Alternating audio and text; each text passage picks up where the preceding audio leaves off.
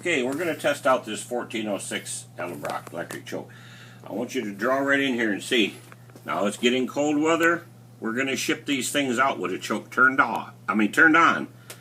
What you need to do is when you get in your vehicle, you need to get you a hot wire from your key to put on that terminal and put a ground on the other one. Now sometimes they're grounded internally and it don't need it ground, but it doesn't hurt if you put another one on there. Now when we turn the key on, when we turn this key on, it's going to start heating up this element in here, and it's going to make this choke pop open probably within a minute or so. Now, in the summertime, we send these things turned off, but now it's getting a little bit cold, and so here we go. We're going to turn it on. It's going to immediately, see, it's going to immediately start warming that choke up. Whether you start that engine up or not, that's going to turn it on. Here we go. See it? Now, we set the mixtures right here so we get 12 parts of air and 1 part of gas. After it levels out, you watch it come in there. It'll warm up. Okay, now, this thing you're not going to be able to give her full throttle till this choke opens all the way up, because it got a safety feature over here. But you should be ready by now. Yeah, see her? Okay, now you watch this mixture, it's going to lean out.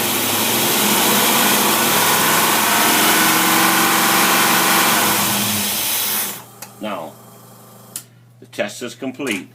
The mixture has leaned out just exactly like it's supposed to, and you don't need as much gasoline for every part of air. If you recall, when we were idling it, we had 12 parts of air to 1 part of gas. Now we got 13 going down the road because you don't need as much liquid. Now if I let this thing sit here a minute, as soon as it cools off, that choke's going to go closed again. So when you'll get it out of the box, you're going to go, choke's already closed. Remember it now. If you don't want to hook the choke up, you're going to loosen up those 3 screws and turn that thing and turn it off. But some places you'll never need it. But there it is. And then the electricity from the car will keep that choke turned off all the time. The electricity does not turn it on. We turn them on manually. You turn them on manually. The electricity turns them off. There it is. Now I'm gonna. Oh, you also look down here. We're using 3 pounds of fuel pump pressure, which is pretty good for us. I'm going to switch it over there to 9 pounds and see if the needles hold. See what happens. That mixture starts getting radically rich. That means you're going to have to put a regulator on it. Some of these Edelbrocks are very, very susceptible to high pressure. That one is, yeah, you're going to have to put a regulator on it. Back to 3 pounds. And you see it going back to the 12 setting that we had before. Otherwise, it's going to get rich, so it stalls the motor out.